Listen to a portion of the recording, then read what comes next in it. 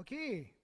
Alors, l'Église, une communauté de foi et d'amour. Si vous vous rappelez, ceux qui étaient là il y a 2 semaines, on a regardé un texte dans Colossiens, chapitre 1, les versets 1 à 4, et qui parlait justement de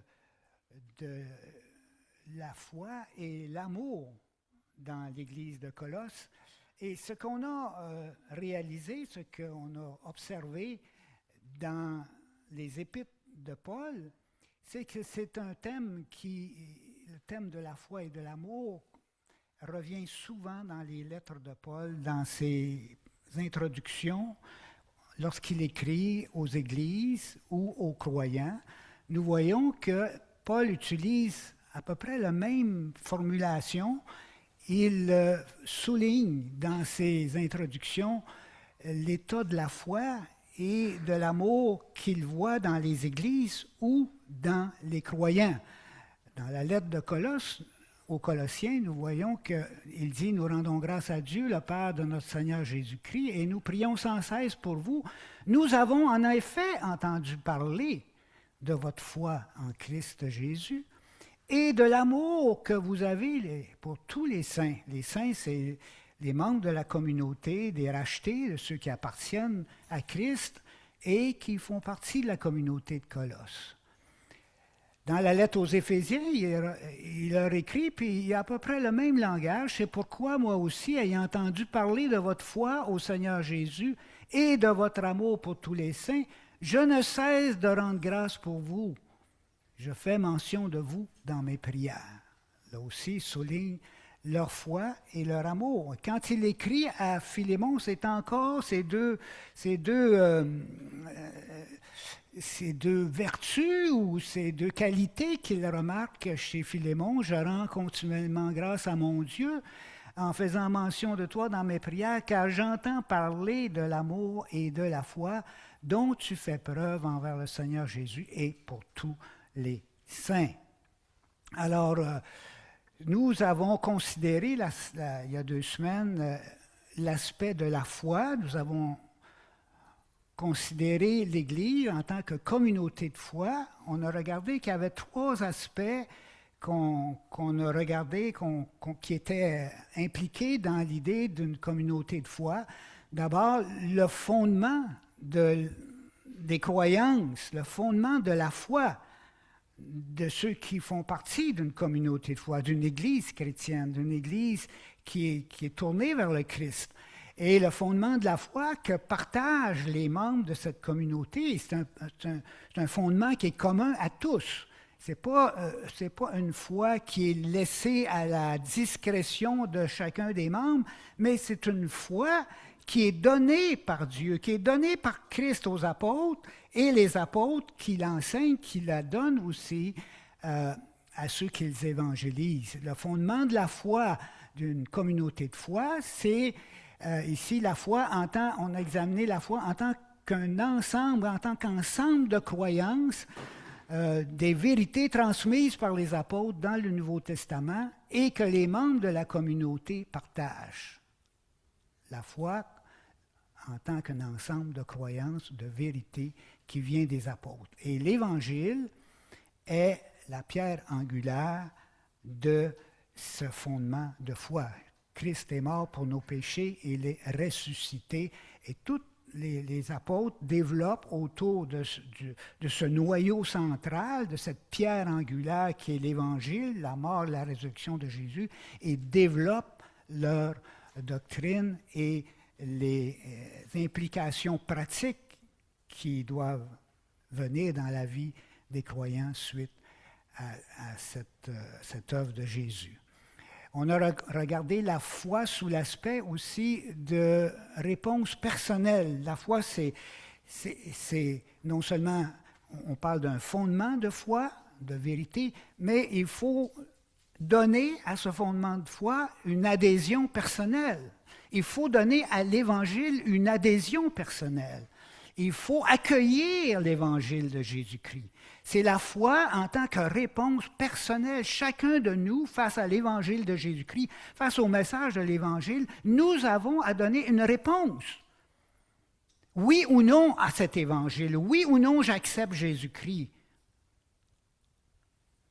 Une réponse personnelle, l'accueil que l'on donne à l'évangile de Jésus-Christ, la confiance que nous mettons en lui pour notre salut, seulement en lui pour notre salut.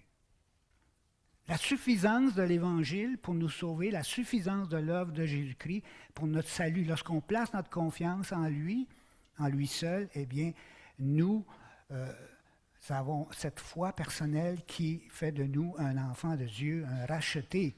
Et cette confession de foi, nous la confessons, cette foi que nous avons, nous la confessons par le baptême. Et c'est la réponse personnelle et l'engagement du baptême qui fait que par lequel nous nous identifions aux croyants qui ont déjà fait cette profession de foi. Et on a considéré la foi en tant que nature, du point de vue de sa nature, la foi véritable. La foi véritable, c'est une foi qui n'est pas morte. Ce n'est pas simplement une foi intellectuelle, ce n'est pas simplement un message comme une nouvelle qu'on a entendue. Oui, bon, c'est une bonne nouvelle, c'est bien beau, mais c'est plus que ça. C'est une foi qui nous engage personnellement. On ne fait pas juste la constater, constater la bonne nouvelle, mais on y croit, on met notre confiance en elle et on laisse cette bonne nouvelle-là transformer nos vies. Hein? Elle se met, cette foi, la foi véritable, elle se met au service de Dieu dans les bonnes œuvres que Dieu lui-même a préparées pour chaque croyant. C'est une œuvre de Dieu dans nos vies. Une fois qu'on vient à Christ, on n'arrête pas là. On vient d'entreprendre un cheminement avec Dieu, avec Christ. Et ce cheminement-là, c'est Dieu qui nous y conduit et c'est Dieu qui prépare pour nous des œuvres à accomplir pour lui. On se met à son service quand on vient à Christ.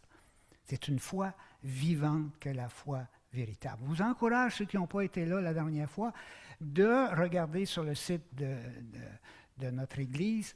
Vous allez avoir cet enseignement sur la communauté de foi. Ce que nous allons voir ce matin, c'est l'Église, c'est l'aspect de l'Église en tant que communauté d'amour. Et dans le texte que nous avons, sur lequel nous appuyons ce matin, nous commençons cette étude sur la communauté d'amour, nous voyons le message qui est dit par l'apôtre Paul, encore une fois, nous rendons grâce à Dieu le Père de notre Seigneur Jésus-Christ et nous prions sans cesse pour vous. Nous avons en effet entendu parler de votre foi en Christ Jésus et de l'amour que vous avez pour tous les saints. Épaphras, notre bien-aimé compagnon de service, nous a signalé de quel amour l'Esprit vous anime. Alors on voit dans cette introduction que l'apôtre Paul est impressionné par la foi qui anime l'Église des Colossiens. Pas par la foi, mais par l'amour qui anime l'Église des Colossiens.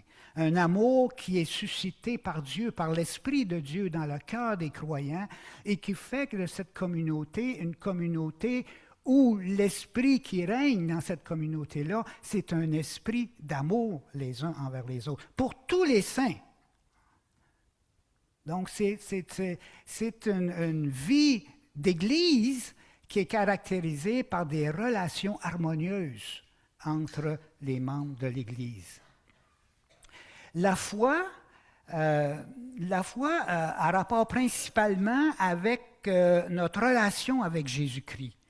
Tandis que l'amour, comme on le voit décrit dans les introductions des lettres de l'apôtre Paul, l'amour a rapport plutôt à la relation que les croyants ont les uns envers les autres.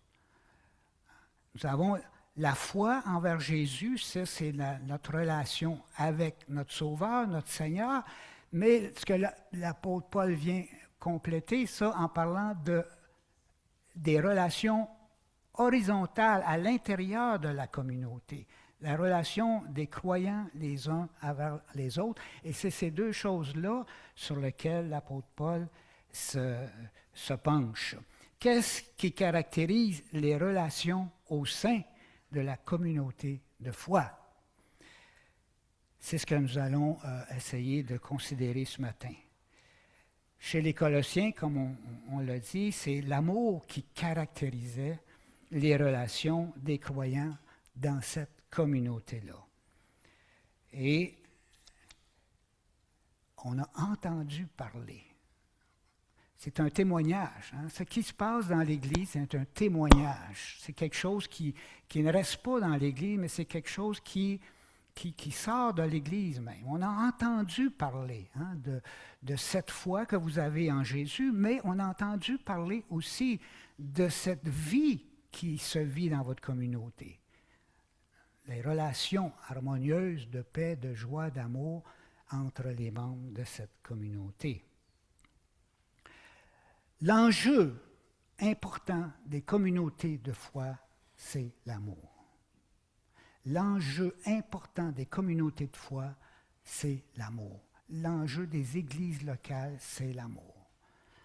L'enjeu, en fin de compte, de la plupart de là où il y a 2 ou 3 personnes, que ce soit dans le couple, dans la famille, que ce soit dans le milieu de travail, que ce soit dans les organisations politiques, et on en voit ces jours-ci des problèmes dans les partis politiques, que les gens ont difficulté à être unis ensemble dans leur démarche, dans leur avancée en tant que groupe. Mais dans la communauté chrétienne, ce qui est important encore plus, c'est l'amour. Et puis, l'apôtre Paul, dans Galates 5-6, parle de ça aux Galatiens, aux Galates. Et il leur dit, les Galates s'inquiétaient beaucoup pour des questions de circoncision ou d'incirconcision. Pour eux, ces questions-là semblaient être très importantes dans leur foi, dans leur marche avec Dieu. Puis l'apôtre Paul leur dit, écoutez, là, ces questions-là, en Jésus-Christ, là, ils n'ont aucune importance. En Jésus-Christ, vous êtes devenus des hommes et des femmes, des enfants de Dieu, et puis vous n'êtes pas caractérisés par la circoncision ou l'incirconcision. Vous êtes caractérisés par votre relation avec Dieu en Jésus-Christ. Et votre identité n'est pas reliée au fait que vous avez été circoncis comme les Juifs étaient circoncis, ou que vous êtes non circoncis parce que vous provenez d'un milieu, un arrière-plan non juif. Non, ce qui est important en Jésus-Christ, ce qui a de la valeur en Jésus-Christ, ce n'est ni la circoncision ni l'incirconcision, mais la foi. Et pas n'importe quelle foi, la foi qui est agissante par l'amour. Parfois, nos discussions dans les églises portent sur des points qui n'ont plus d'importance en Christ Jésus. Ici, la circoncision et l'incirconcision. Mais dans d'autres textes, comme dans Corinthiens, par exemple, on va beaucoup parler des questions des viandes sacrifiées aux idoles. Est-ce qu'on en mange ou est-ce qu'on n'en mange pas? Dans Romains, il va parler des régimes alimentaires. Ceux qui mangent de la viande, ceux qui n'en mangent pas. Ceux qui fêtent telle fête, ceux qui ne la fêtent pas. Et les gens font des discussions autour de plein de choses comme ça. Et puis ces discussions-là finissent par diviser les communautés. Et combien de communautés chrétiennes ont été divisées sur des points qui, en Jésus-Christ, n'ont pas d'importance? Parce que ça détruit l'harmonie, la paix, l'amour qu'il y a dans ces communautés-là. Et Paul leur dit, ce qui est important, c'est la foi qui est agissante par l'amour. Pas la foi seule, mais la foi qui est agissante par l'amour. Et ce que je vois là-dedans, c'est que, comme il est dit dans Jacques 2, 22, que des œuvres d'Abraham, sa foi, de ses œuvres, la foi d'Abraham fut rendue parfaite. Mais ici, l'apôtre Paul nous montre que par l'amour, c'est par l'amour que la foi du croyant est rendue parfaite. Jacques dit que la foi sans les œuvres est morte. Paul dit que la foi sans l'amour est vaine. elle n'est rien. La foi que nous avons en Christ doit s'incarner dans l'amour que nous avons les uns pour les autres. La foi que nous avons en Christ doit s'incarner dans nos relations personnelles les uns avec les autres. Cette foi que nous avons en Christ doit s'incarner dans l'amour que nous avons les uns pour les autres. Le cœur de l'Évangile n'est-il pas l'amour? L'amour de Dieu pour nous qui a envoyé son Fils pour notre salut? N'est-il pas l'amour de Christ pour nous qui s'est dépouillé de sa gloire céleste, qui s'est fait homme et qui s'est humilié jusqu'à la croix pour nous?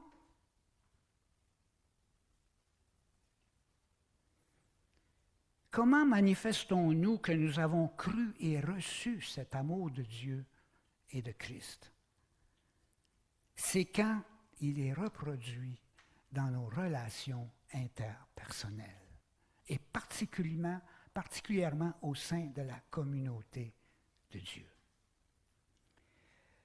Paul, dans sa façon de voir la relation entre la foi et l'amour, il suit la théologie de Jésus. Que veut dire par là? Quand un pharisien, un docteur de la loi, est venu vers Jésus et puis qu'il lui a demandé, « Maître, quel est le plus grand commandement de la loi? » Jésus lui a répondu, « Tu aimeras le Seigneur ton Dieu de tout ton cœur, de toute ton âme et de toute ta pensée. » C'est le premier, le plus grand commandement. Mais il ne s'arrêtait pas là. Il a complété sa réponse en disant, « Et voici le second commandement, qui est semblable au premier. Tu aimeras ton prochain comme toi-même. » De ces deux commandements dépendent toute la loi et les prophètes. Toutes les Écritures de l'Ancien Testament proviennent de ces deux grands commandements. Le premier, tu aimeras le Seigneur ton Dieu de toute ton âme, de tout ton cœur, de toute ta force. Puis le deuxième, tu aimeras ton prochain comme toi-même. Et tout ce qui est écrit dans l'Ancien Testament touche autour de ces deux grands commandements. Mais remarquez, Jésus n'a pas voulu laisser ce docteur de la loi s'en aller sans lui dire que oui, le premier commandement, c'est le plus grand. Mais écoute là, le deuxième, moi je te dis, qui est important, très important. Autrement dit, Jésus a voulu ramener son interlocuteur sur terre. L'amour pour Dieu n'est pas un amour qui se referme sur lui-même. Quelque chose qui ne concerne que Dieu et moi. C'est un amour qui s'ouvre aux hommes et aux femmes qui vivent près de moi. Des hommes et des femmes que Dieu a créés à son image et qu'il aime. Vous savez que notre prochain, l'autre, il a été créé par Dieu lui aussi. Et il est à l'image de Dieu. Peut-être que sa vie est en désordre, mais foncièrement parlant, nous aussi, nous avons connu une vie en désordre. Et nous sommes venus à Christ pour être guéris, pour être transformés à l'image de Christ. Et qui sait si Dieu ne veut pas faire la même chose dans ton prochain? Alors manifeste-lui l'amour que je t'ai donné à toi. Manifeste-le envers lui. Parce que je l'ai créé aussi. Il est à mon image et moi, je l'aime. J'ai donné mon Fils pour lui aussi. On ne peut pas aimer Dieu sans aimer notre prochain. On ne peut pas véritablement aimer Dieu sans aimer notre prochain qui a été créé à l'image de Dieu.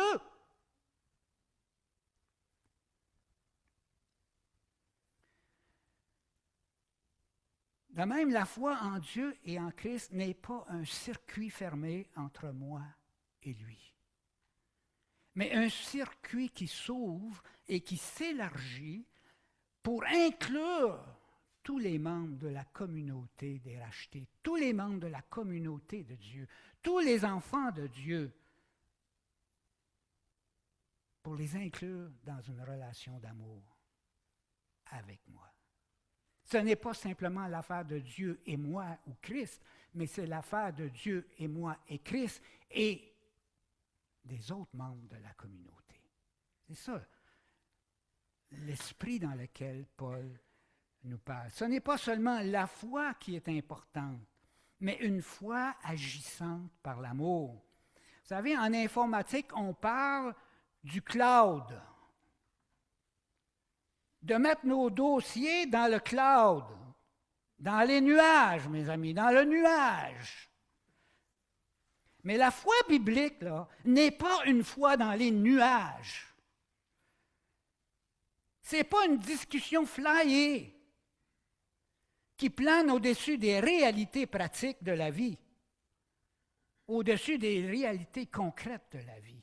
La foi chrétienne, la foi biblique, c'est une foi qui a un ancrage dans la vie quotidienne des gens. La foi biblique n'est pas une simple théorie ou doctrine à discuter, sans ancrage dans la réalité. L'amour est l'ancrage de la foi dans la vie pratique de l'Église. Les épîtres de Paul sont composées habituellement d'une partie doctrinale, la première partie de l'épître, qui est suivie par une partie d'application pratique de ces doctrines-là dans la vie des gens. C'est le modèle de l'apôtre Paul. Paul ne laisse pas le croyant ou les églises se complaire dans les nuages de la doctrine ou de la théologie. Il les ramène sur terre dans la vie concrète de l'Église. La foi et l'amour, ce sont les deux côtés d'une même pièce. La foi, l'amour, deux côtés d'une même pièce. C'est la pièce complète qui est importante, l'union des deux. La foi est de peu d'utilité sans l'amour. Et c'est le reproche que Jésus faisait aux pharisiens et aux docteurs de la loi de son temps. Il leur disait, et eux ils s'avançaient comme les défenseurs de la loi, de la doctrine, et qui étaient là pour garder l'orthodoxie. Mais ils étaient sans amour pour le peuple.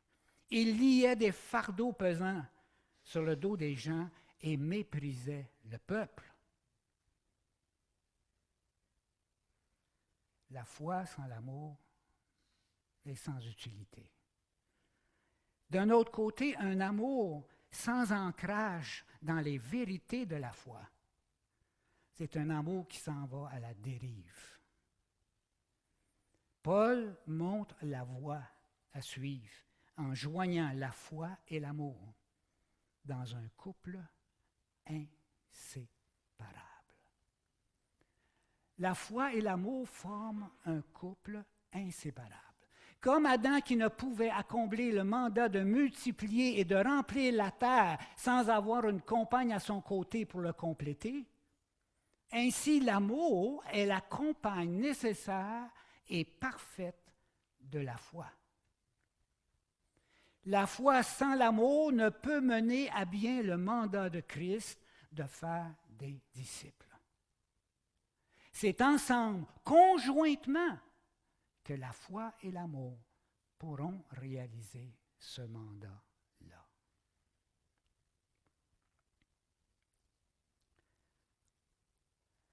La foi, c'est le début de notre engagement chrétien. L'amour en est le but. Regardez ce que Jean nous dit en Jean 1, 3, 23. Et voici son commandement. Il parlait de Dieu. Et voici le commandement de Dieu, que nous croyons au nom de son Fils Jésus-Christ. Et ça, je mis en parenthèse le temps de ce verbe-là, c'est un temps qui communique l'idée que c'est un acte décisif, un acte qui se produit une fois, un acte unique, que nous croyons au nom de son Fils Jésus-Christ, que nous faisions cette profession de foi, une fois pour toutes, définitive, qui nous engage dans la relation avec Dieu. Et le deuxième, que nous, le commandement qui est ce premier aspect qui est complété par l'autre aspect, que nous nous aimions les uns les autres. Et là, ici, le verbe s'aimer les uns les autres, c'est une action continuelle. Il est un temps qui exprime que c'est une action continuelle des croyants les uns envers les autres. Nous sommes engagés par une foi personnelle en Jésus-Christ une fois pour toutes, mais ceci nous entraîne dans une vie continuelle d'aimer nos frères et sœurs en Christ, une action continuelle, répétée des croyants. La foi, c'est le début de notre vie chrétienne.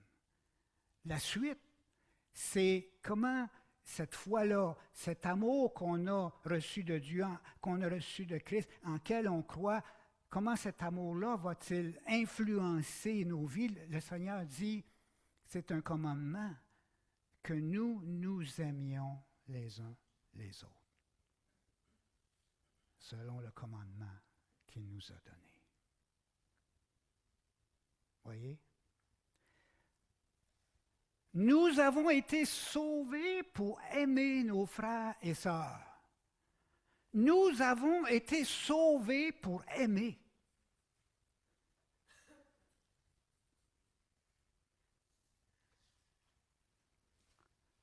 Après avoir purifié vos âmes dans l'obéissance à la vérité, nous dit Pierre, en vue, il y a une direction. Après avoir purifié vos âmes dans l'obéissance à la vérité, la foi en Christ, la foi en l'Évangile, après avoir purifié vos âmes dans cette obéissance à l'Évangile, en vue d'un amour fraternel sincère, c'est la destination. Et le terme qui est employé ici, c'est Philadelphia. L'amour fraternel, c'est un terme qui parle de l'amour qui existe dans une famille entre les frères et sœurs. C'est un terme qui parle de cette relation particulière qu'ont les membres d'une même famille les uns envers les autres. Philadelphia, un amour entre les frères et sœurs. Et c'est un amour comme ça, dans cet amour-là, que la foi en Jésus nous a plongés, nous a immergés dans un amour Philadelphia les uns pour les autres. Nous sommes la famille de Dieu. Nous sommes des enfants de Dieu. Et parce que nous sommes des enfants de Dieu, nous sommes frères et sœurs. Et l'amour qui nous caractérise, c'est un amour de frères et sœurs en Christ, Philadelphia. Un amour affectueux, chaleureux, intime, qu'on a dans une famille normale. Aimez-vous en vue d'un amour fraternel sincère. Vous avez purifié vos âmes en vue de ça. Aimez-vous maintenant les uns les autres ardemment, ça veut dire intensément. Les termes sont choisis pour dire, c'est pas une petite affaire superficielle.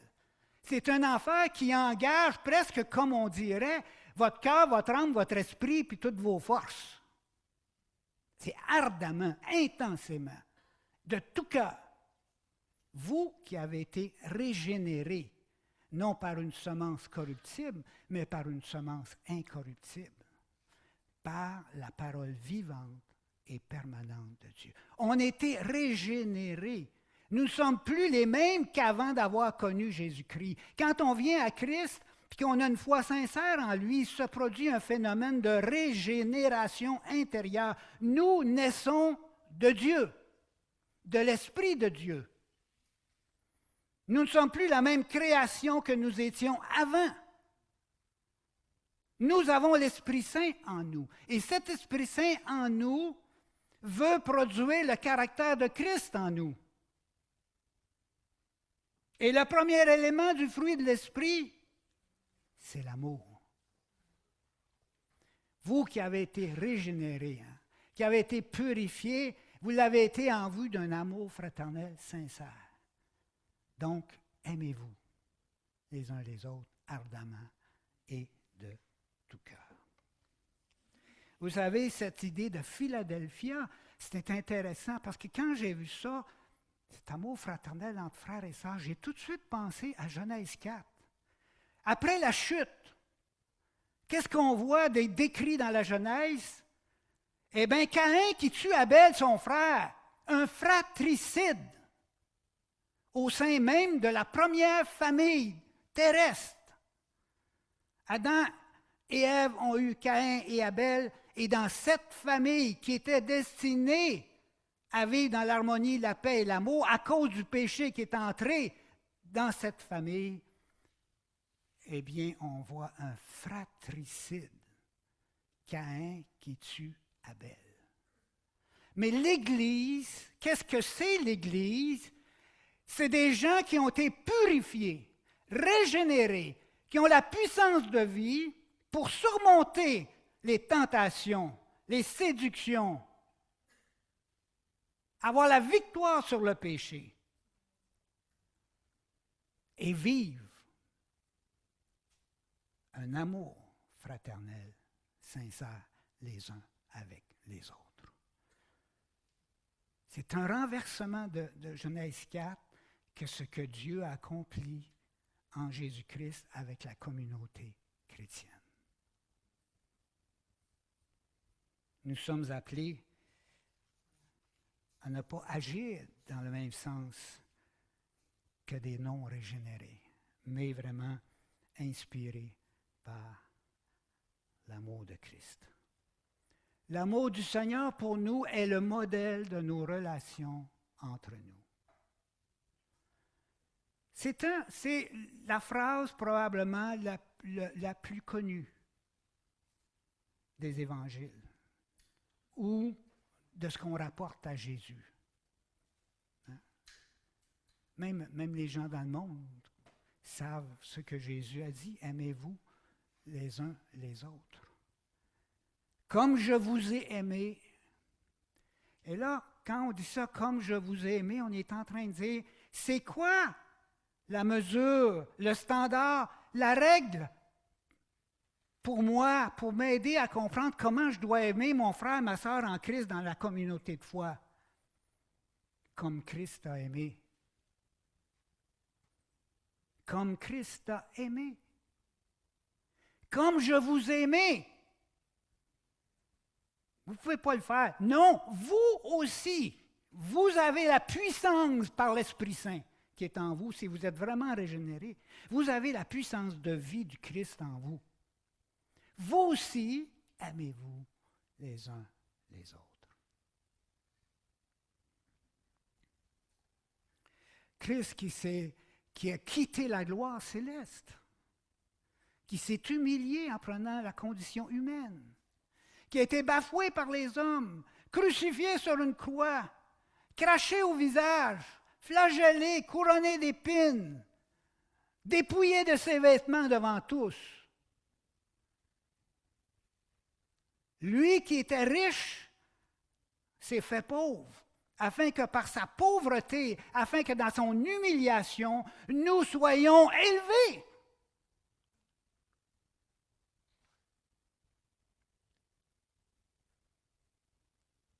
Abnégation totale de lui-même. Comme je vous ai aimé, vous aussi. Ouh! Pas facile, là, des paroles-là. Quand on s'y arrête sincèrement, puis on pense à ce qui est dit là, le Seigneur nous donne une orientation là, qui est grande, qui est profonde. L'amour est la marque distinctive d'une communauté de foi en Jésus-Christ. À ceci, il venait de parler là. Il venait de parler de son amour puis de nous aimer les uns les autres. À ceci, à cet amour-là, si à ceci tous connaîtront que vous êtes mes disciples, hein, si vous avez de l'amour les uns pour les autres.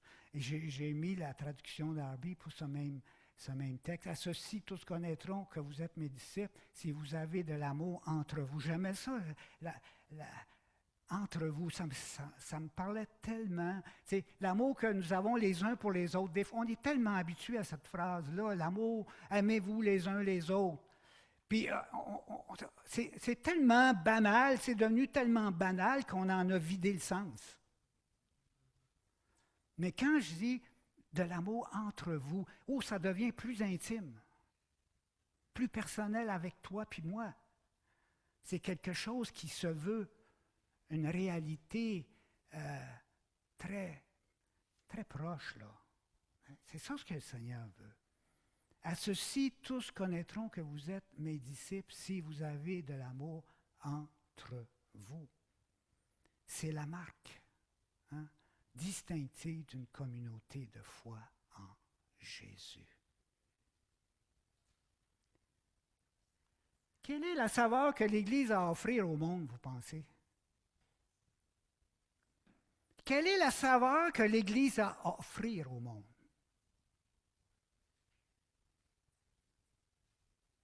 Ben, je vais vous le dire, c'est l'amour. Qu'est-ce qui manque affreusement, cruellement dans ce monde? C'est l'amour. C'est la denrée la plus rare qu'il n'y a pas, le vrai amour. Mais pourtant, Dieu nous a régénérés en Jésus-Christ pour qu'on puisse montrer au monde cet amour-là. Pour montrer qu'il est possible de changer, qu'il est possible de vivre un tel amour. Vous êtes le sel de la terre, mais si le sel perd sa saveur, s'il n'y a plus d'amour dans une communauté, s'il y a une faiblesse dans l'amour dans la communauté, eh bien, qu'est-ce qui arrive? Il ne sert plus qu'à être jeté dehors et foulé aux pieds par les hommes.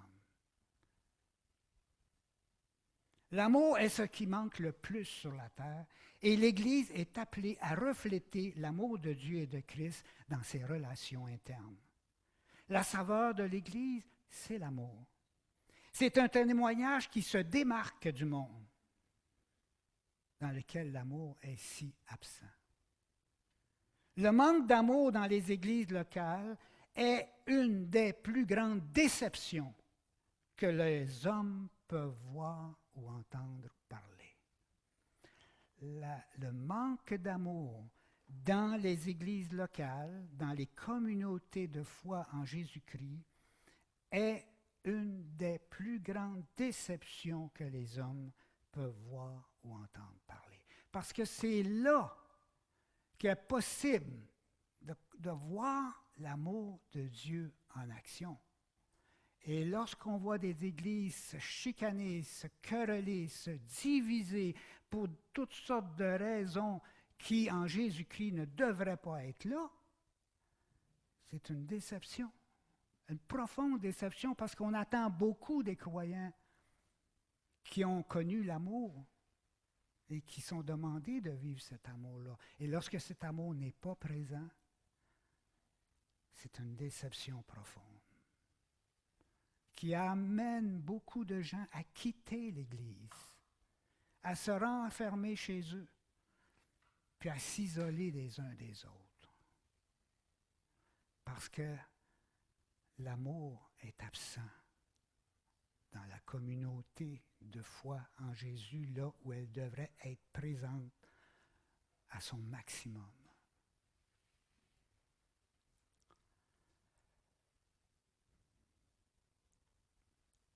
L'apôtre Paul parle de développer, en fin de compte, l'amour que vous avez pour tous les saints. Développer, comme Église, comme communauté de foi, nous devons développer une culture d'amour envers tous les saints. Ça revient constamment à l'idée d'avec tous les saints.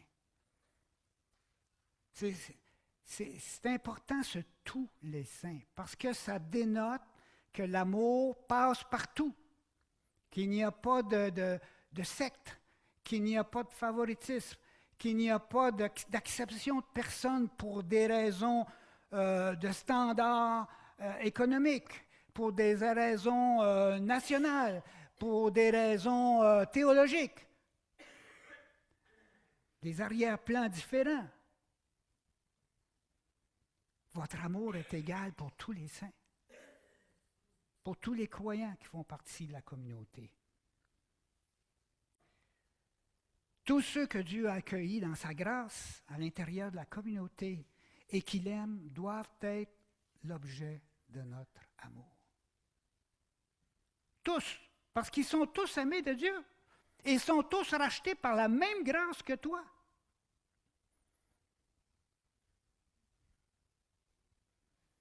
Pas d'acception de personne, pas de favoritisme, pas de mépris, pas de secte, mais un amour pour tous. Attention au diable, qui suscite des rivalités, de la méfiance et des jugements les uns contre les autres. Il nous faut faire de la communauté de foi un lieu d'accueil chaleureux pour tous. Mes frères, que votre foi en notre glorieux Seigneur Jésus-Christ soit exempte de toute exception de personne. C'est-à-dire, là, eux autres, ils regardaient, Jacques, il dit, écoute, s'il y a un riche qui rentre dans la communauté, puis qu'il y a un pauvre à côté de lui, puis que tu dis au pauvre, hey, change de place, là, le riche, il va s'asseoir à cette place-là qui est meilleure. On fait des rangs. On fait un ABCD, le plus important, le moins, le moins. On a des pensées qui ne sont pas celles du Seigneur. Que votre amour soit exempt de ça. Faites bon accueil à celui qui est faible dans la foi, sans discuter des opinions. Vous savez, on a des opinions sur bien des choses, sur bien des sujets. Puis des fois, ça nous arrive, on pensait qu'on était correct, d'un coup, ça arrive, il se produit quelque chose qui nous place dans une situation où on a des opinions différentes. Puis on en a vécu des situations comme ça. Dans le temps là, de la COVID, là, les églises ont été placées sous tension. À l'intérieur des églises, il y a eu une tension énorme. Il y avait des gens qui voulaient, on n'est pas pour suivre le gouvernement. Il veut nous bâillonner. Puis il y en a d'autres qui disent, mais écoute, je pense que le gouvernement n'est pas rendu là. On peut être solidaire des autres citoyens de la société, puis faire ce que ça... Tu sais, c'est des choses comme ça. Mais dans Romains 14, on parle des gens qui ont des opinions différentes sur la nourriture, sur les fêtes à célébrer. Et puis, on focus là-dessus, comme si c'était la vérité centrale de l'Évangile. Qu'est-ce que ça produit? Des divisions. Faites bon accueil à celui qui est faible dans la foi. Faites-vous mutuellement bon accueil. Ce n'est pas juste moi envers toi, mais c'est toi envers moi. Faites-vous mutuellement bon accueil, comme Christ vous a accueillis pour la gloire de Dieu.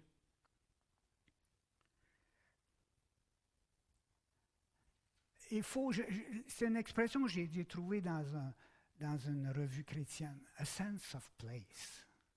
Développer a sense of place dans l'Église. Un endroit où chacun se sent chez lui. Un lieu sécuritaire. On ne sent pas le jugement. On sent l'accompagnement. On sent le désir de s'entraider, de progresser ensemble. Si Timothée arrive, faites en sorte qu'il soit sans crainte parmi vous. Que personne, donc, ne le méprise. Vous savez, c'est mettre les gens à l'aise et puis qu'ils ne se sentent pas sous tension. Est-ce que je fais ça correct? Est-ce que je fais ça correct? Non. Que les gens soient sans crainte au milieu de l'assemblée. Un endroit où chacun est valorisé. L'apôtre Paul dit, tu ne peux pas dire à ton frère, tu n'as pas une grande utilité dans l'Église. Pas ta place dans l'Église. Si tu appartiens à Christ, tu es un membre du corps de Christ et tu as reçu de Christ, de l'Esprit Saint, un don pour faire quelque chose, pour œuvrer au service de Dieu dans ton Église. L'œil ne peut pas dire à la main, je n'ai pas besoin de toi.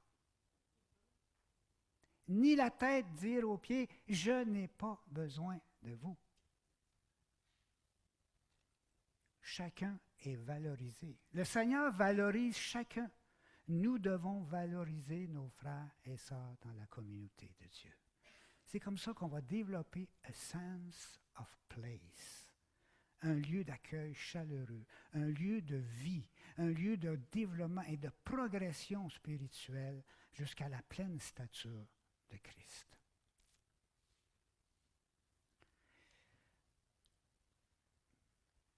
La foi et l'amour sont les indicateurs de l'état spirituel d'une Église. C'est la manifestation de ces deux choses que Paul regarde quand il veut connaître l'état spirituel d'une Église ou d'un croyant. Où en sommes-nous quant à la foi en Dieu, au Seigneur Jésus, et quant à l'amour que nous avons les uns pour les autres? La foi et l'amour sont les deux facettes du témoignage chrétien. C'est ensemble, conjointement, qu'elles peuvent constituer un véritable témoignage chrétien. La foi et l'amour sont inséparables.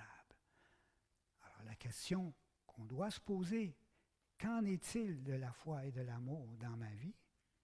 Et qu'en est-il de la foi et de l'amour dans ma communauté de foi, dans cette communauté dans laquelle je suis?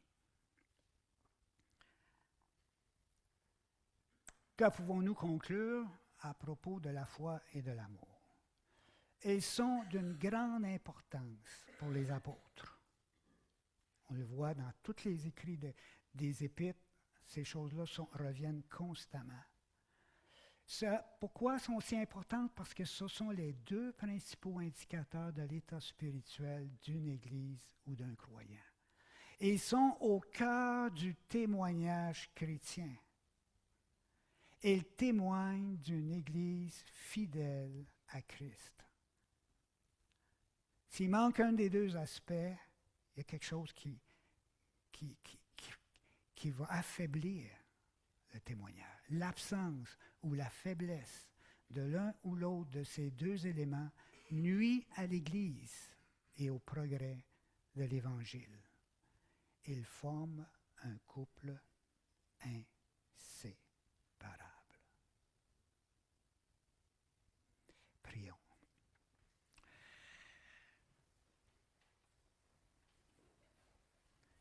Seigneur, nous voulons te remercier pour tes instructions qui nous aident, Seigneur, à comprendre cette foi dans laquelle tu nous as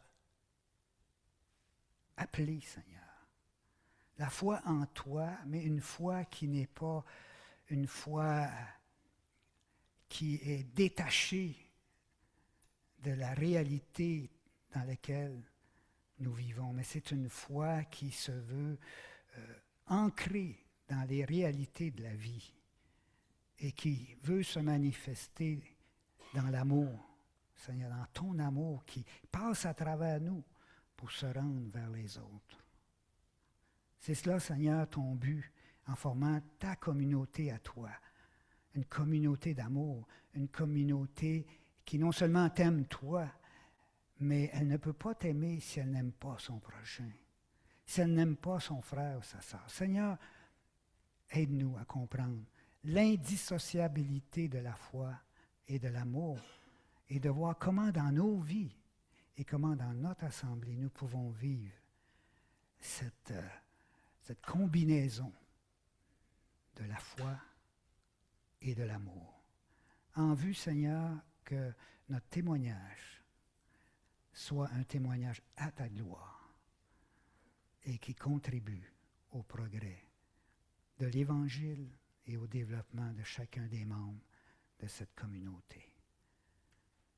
Nous te prions, ô Dieu, pour ta gloire, par Jésus-Christ, ton Fils. Amen. Alors, je vous souhaite une bonne semaine de réflexion sur ces choses-là. Je pense qu'il y a beaucoup de matière là-dedans à réfléchir.